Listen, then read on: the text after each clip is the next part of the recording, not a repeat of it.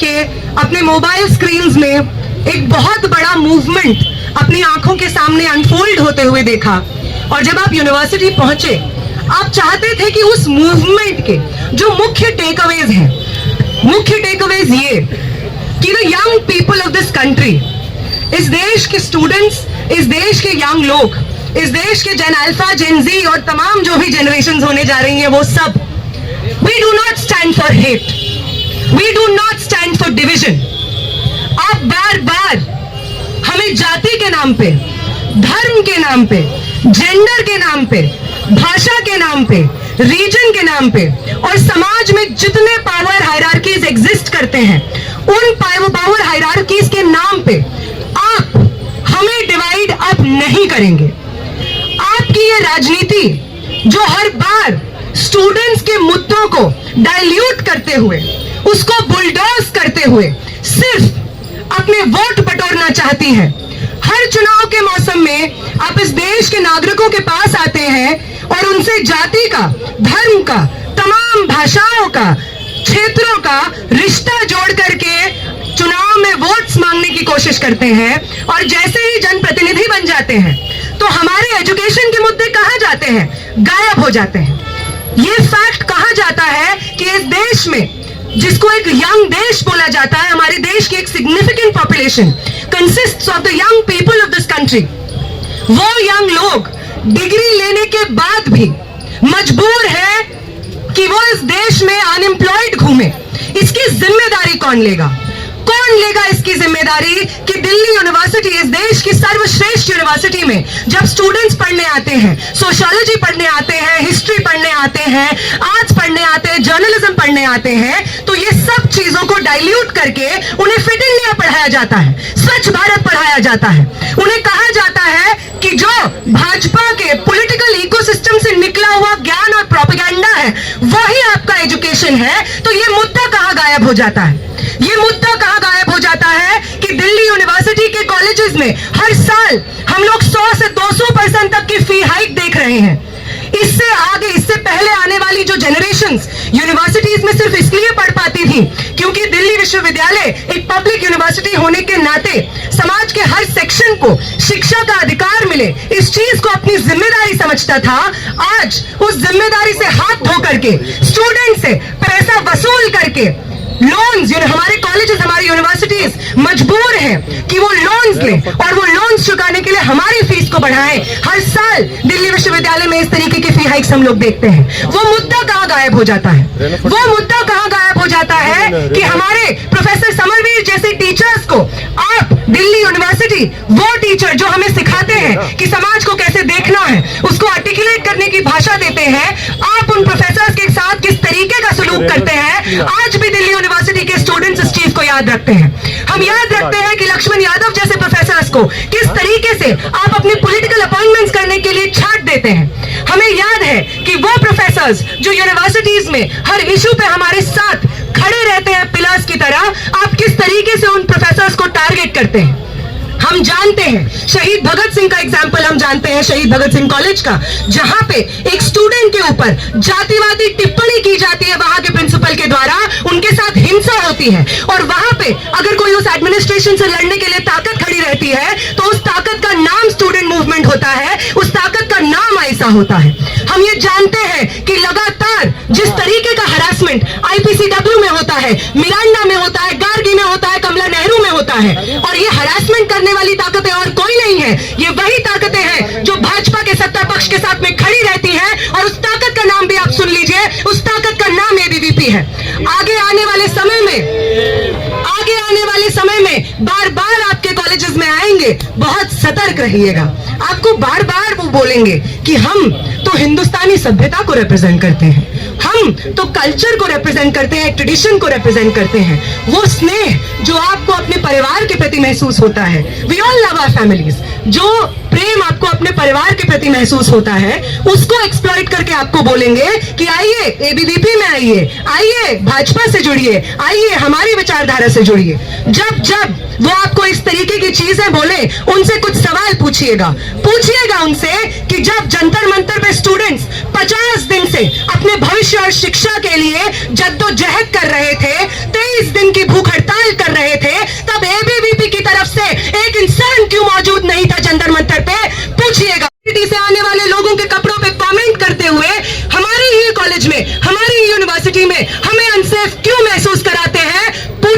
उनसे,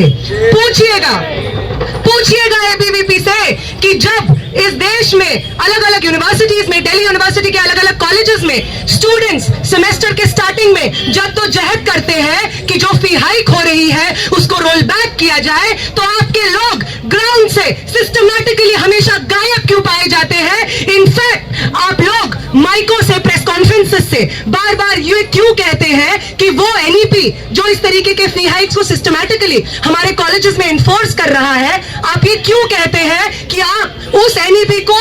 इस यूनिवर्सिटी में, देश के अलग अलग तमाम पब्लिक यूनिवर्सिटीज में लागू करवाएंगे? आप क्या स्टूडेंट्स के फी हाइक के मुद्दे के खिलाफ नहीं खड़े हैं? पूछिएगा एबीवीपी से, कि जब इस तरीके के डेमोक्रेटिक प्रोग्राम्स होते हैं, जब हम बात करना चाहते हैं एजुकेशन पे, अनएम्प्लॉयमेंट पे, जब हम बात करना चाहते हैं हमारे भविष्य पे, तो ऐसा क्यों होता है कि ABVP in the past few years हमारे प्रोग्राम्स में आते हैं वो लोग और बार बार हिंसा करते हैं हमारे प्रोग्राम्स में? जिन लोगों के पास डायलॉग की ताकत नहीं है, रीजन की ताकत नहीं है, क्रिटिकल थिंकिंग की ताकत नहीं है, वो लोग बार बार हथियार का इस्तेमाल करते हैं, हिंसा का इस्तेमाल करते हैं हमारे इस छात्र आंदोलन को दबाने के लिए। पूछिएगा एबीवीपी से कि जब 2019 में जेएनयू में फी हाइक को यूनिलैटरली एनफोर्स किया जा रहा था, तो उस फी हाइक के मूवमेंट को जो लोग लड़ रहे थे वो लेफ्ट के लोग थे, जो स्टूडेंट ऑर्गेनाइजेशन अपने कंधों पे कैरी कर रही थी उस मूवमेंट को, उसका नाम आइसा था, इसलिए खड़े होते हैं आइसा के साथ। कहिएगा उनको कि जब दिल्ली विश्वविद्यालय में हम लोगों ने कैंपेन चलाया था कि एसी बस पास के लिए हम लोग जद्दोजहद करेंगे, प्रोटेस्ट करेंगे, डिटेन होंगे, एफआईआर खाएंगे, तो तब उस मूवमेंट को जो लीड कर रहा था, और अगर आज स्टूडेंट्स को एसी बस पास मिलता है, अगर आज मेट्रो कंसेशनल पासेस का मूवमेंट जिंदा है, तो वो इसलिए जिंदा है क्योंकि स्टूडेंट फोर्सेस उस ताकत को, उस मूवमेंट को जिंदा रखे हुए हैं, और उसमें जो मूवमेंट है, जो फोर्स है जो उसको जिंदा रखे हुए है, उसका नाम ऐसा है। कह दीजिएगा उनको कि जब आपके लोग, आपके एबीवीपी के लोग आईपीसीडब्ल्यू में घुस करके फेस्ट में हरासमेंट करते हैं, तो वहां पे जा करके स्टूडेंट्स के एक स्टूडेंट्स की टेस्टिमनी से लेकर के वहां पे एक बड़ा प्रोटेस्ट ऑर्गेनाइज करने से लेकर के एडमिनिस्ट्रेशन को झुकाने का कोई अगर काम करता है, तो उस ताकत का नाम ऐसा है, इसलिए खड़े होते हैं हम लोग ऐसा के साथ में। और सबसे रीसेंट एग्जाम्पल जो आप सबके सामने है, कहिएगा उनको कि जब इस देश के अलग अलग कोनों से अपनी शिक्षा और भविष्य को लेकर के एक व्यापक मूवमेंट इस देश के यंग लोग कंस्ट्रक्ट कर रहे थे। जंतर मंतर पे ये प्रोटेस्ट चल रहा था, बिहार में पटना में ये प्रोटेस्ट चल रहा था, जयपुर में ये प्रोटेस्ट चल रहा था, बैंगलोर में ये प्रोटेस्ट चल रहा था, कोलकाता में ये प्रोटेस्ट चल रहा था। और जब स्टूडेंट्स को 20 तारीख को जंतर मंतर पे लाखों स्टूडेंट्स को लाठियां पड़ रही थी, उनके ऊपर पैलेट गन्स चलाए जा रहे थे, पिस्टल्स फायर हो रहे थे, ये भी रिपोर्ट में आया है। तो जब इस तरीके की सिस्टमैटिक हिंसा इस देश के स्टूडेंट्स एक यूनाइटेड फोर्स की तरह झेल रहे थे, उसका सामना कर रहे थे, सब कुछ दांव पे लगा करके 50 दिन का सिटिंग, 50 दिन से ज्यादा का ये मूवमेंट हम लोगों ने जंतर मंतर पे और देश के कोनों में चलाया था। तो इस मूवमेंट के सेंटर में जो लोग थे, जो लोग सिटिंग में भी बैठे, जो लोग पहले कॉल से लेकर के आखिरी दिन धर्मेंद्र प्रधान के रेजिग्नेशन तक इस मूवमेंट को अपने कंधे पे उठाए हुए थे, उन लोगों का नाम आइसा है, इसलिए खड़े होते हैं आइसा के साथ में। बोल दीजिएगा उनको। और तीसरा चीज जिसको मैं एड्रेस करना चाह रही थी, क्योंकि आप में से बहुत सारे लोग आए और उन्होंने कहा कि इससे पहले की जो हमारी जनरेशन्स रही हैं और जिस तरीके से हमने सिस्टम को फलते फूलते नर्चर होते हुए देखा है, हम उसके साथ नहीं खड़े होते हैं। इररिस्पेक्टिव ऑफ कि हम कौन से धर्म, कौन सी जाति, कौन से एरिया से आते हैं, हम जंतर मंतर के जो मूवमेंट ने पॉसिबिलिटी खड़ी कर दी कि एक दूसरे के खिलाफ नहीं लड़ना होता है, एक दूसरे का हाथ पकड़ करके एक दूसरे के साथ लड़ना होता है, एक यूनाइटेड ताकत से जो छात्रों के विरोध में लगातार काम कर रही है। तो आप लोग कहते हैं कि इस आइडिया के साथ हम खड़े हुए हैं, हम इस आइडिया के साथ खड़े हुए हैं कि अब हम नहीं होंगे डिवाइड आपके कास्ट के एजेंडा पे, आपके रिलीजन के एजेंडा पे, आपके जेंडर के एजेंडा पे नहीं होंगे डिवाइड। हम लोग हम अगर कुछ होंगे तो वो यूनिफाइड स्ट्रगल में होंगे, अगर हम कुछ होंगे तो संघर्षशील पंक्तियों में होंगे, अगर हम कुछ होंगे तो सड़कों पे मिलेंगे, अगर हम कहीं मिलेंगे तो बैरिकेड्स के पीछे मिलेंगे। सिर्फ इसलिए नहीं क्योंकि हमारी जनरेशन जानती है कि अगर आगे इस देश को बचाना है, इस पूरे पब्लिक एजुकेशन के सिस्टम को बचाना है, तो हमें बचाना है। It is we the people of India, we the young people studying in universities and colleges, जिनके कंधों पे आज ये जिम्मेदारी है कि इस देश को जिस नफरत की आग में झोंक दिया गया था, उस नफरत की आग से बाहर निकालेंगे हम इस देश को। ये जिम्मेदारी हमारे ऊपर है। ये जिम्मेदारी समय समय पे इस देश के नौजवानों ने, इनफैक्ट दुनिया भर के अलग अलग देश के नौजवानों ने इस जिम्मेदारी को निभाया है। और आज हम अपने देश में जिस तरीके की नफरत देख रहे हैं, जिस तरीके की लूट देख रहे हैं, जिस तरीके के पब्लिक यूनिवर्सिटीज को बेचा जा रहा है, शिक्षा को बेचा जा रहा है, अगर किसी को इस देश को बचाना है, शिक्षा को बचाना है, तो it has to be our generation. तो इस जनरेशन की इस सेंस ऑफ रिस्पॉन्सिबिलिटी को मेरा बहुत बहुत सलाम, आयशा का बहुत बहुत सलाम। और इसी सेंस ऑफ रिस्पॉन्सिबिलिटी, इसी सेंस ऑफ यूनिफाइड स्ट्रगल के साथ हमें आगे बढ़ते जाना है। और ये मूवमेंट, याद रखिए, खत्म नहीं हुआ है। जब भी आपको लगे ये मूवमेंट खत्म हो गया है, याद करिएगा 20 तारीख को जिन स्टूडेंट्स को मार पड़ी है, अभी 5 मिनट पहले मुझे उनमें से बहुत सारे स्टूडेंट्स मिले जिन्होंने मुझे अपने गर्दन की चोटें दिखाई, हाथ पे लगी हुई चोटें दिखाई, बोला कि उनका पैर आज तक सूजा हुआ है। जब भी आपको मन करे कि भूल जाते हैं वो मुश्किल संघर्ष, तब याद करिएगा कि आपके साथ जो लोग उस संघर्ष में शामिल थे, उनके घाव अभी तक नहीं भरे हैं। जब आपको लगे कि अब तो सब ठीक हो गया है, धर्मेंद्र प्रधान का रेजिग्नेशन हो गया है और अब तो सब सही है, तब याद करिएगा किस तरीके से सत्ता पक्ष के लोग, आईटी सेल के लोग 15 साल की लड़कियों को ट्रोल कर रहे हैं, कैमरा के सामने हाथ जोड़ करके उनसे माफी मंगवा रहे हैं। इस जिल्लत को याद रखिएगा।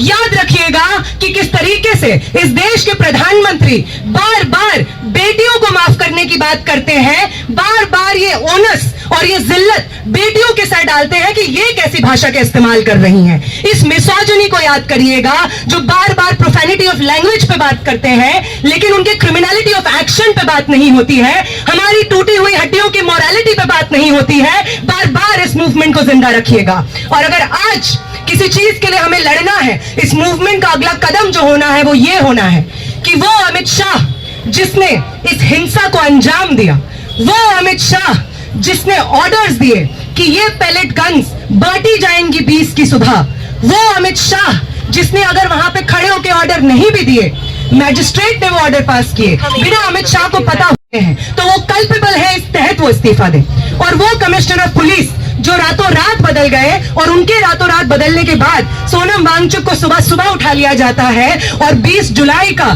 खूनम खून ब्लड बाथ हम लोग सेंट्रल दिल्ली में देखते हैं, वो कमिश्नर ऑफ पुलिस को रिजाइन करना होगा। और तीसरी चीज जो सबसे इंपॉर्टेंट चीज है हम स्टूडेंट्स के लिए जो इस मूवमेंट से जुड़े रहे, वो ये है कि जो लेसन्स हैं इस मूवमेंट के,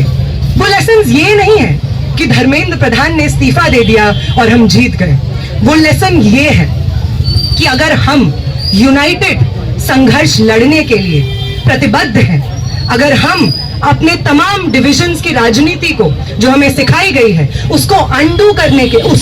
करके अपने शिक्षा और भविष्य के लिए लड़ने के लिए तैयार हैं, तो बड़े से बड़े तानाशाह को हम घुटनों पे ला सकते हैं। ये सीख है, इस सीख को जिंदा रखने की जरूरत है, क्योंकि आगे आने वाले समय में बार बार इस सीख को दोहराना है हमें। बार बार वो संघर्ष जो अधूरे रह गए हैं, वो संघर्ष उन वर्कर्स के जो अभी भी बंद हैं जेलों में, नोएडा में, मानेसर में, वो संघर्ष ट्रांस बिल का जो ट्रांस एक्ट बन गया पर उसे रोल बैक नहीं कराया गया, वो जिंदा है। वो संघर्ष की तमाम पॉलिटिकल प्रिजनर्स जो हमारी यूनिवर्सिटीज से निकले, वो आज भी बिना ट्रायल के जेलों में बंद हैं, वो संघर्ष जिंदा है। वो संघर्ष की विमेन्स रिजर्वेशन बिल और उसके अंदर कोटा विद इन कोटा की बात करते हुए उसको पास किया जाए, वो संघर्ष अभी भी जिंदा है। SIR के खिलाफ चोट करना अभी जिंदा है। लिमिटेशन के इनके एजेंडा के खिलाफ चोट करना अभी जिंदा है। तमाम जन संघर्ष जिसमें जनता सड़कों पे उतरी हुई है और सत्ता को चुनौती दे रही है, उन तमाम संघर्षों में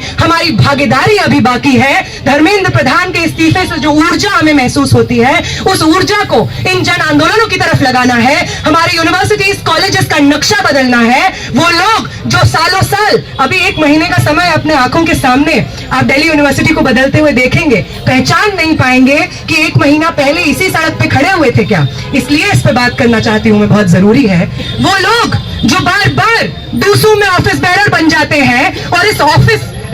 को, यहाँ पे स्टूडेंट यूनियन का ऑफिस है, उसको ऑक्यूपाई करते हैं और उस ऑफिस से छात्रों के हित में एक आवाज नहीं निकलती है। देश को बदलने की शुरुआत अगर दिल्ली यूनिवर्सिटी के छात्रों को करनी है तो सबसे पहले दूसरों को बदलने की शुरुआत करनी होगी दिल्ली यूनिवर्सिटी में। दिल्ली यूनिवर्सिटी में जो स्टूडेंट रिप्रेजेंटेटिव्स चुने जाते हैं, उनकी नफरत की राजनीति को बदलने से शुरुआत करनी होगी। हर कॉलेज में, हर जोन में कालका जी हो गए, शहीद भगत सिंह हो जाए, जाकिर हुसैन हो जाए, पीजीडीएवी हो जाए, लक्ष्मीबाई हो जाए, मिरांडा हो जाए, तमाम लॉ सेंटर हो जाए, तमाम कॉलेजेस, डिपार्टमेंट सेंटर से हमें इस राजनीति को तोड़ना है और इसके बरक्स हमारे छात्रों के हित में जो राजनीति होगी उसको एस्टैब्लिश करना है। आपका बहुत बहुत शुक्रिया यहाँ पे आने के लिए, सुनने के लिए। इनकलाब जिंदाबाद।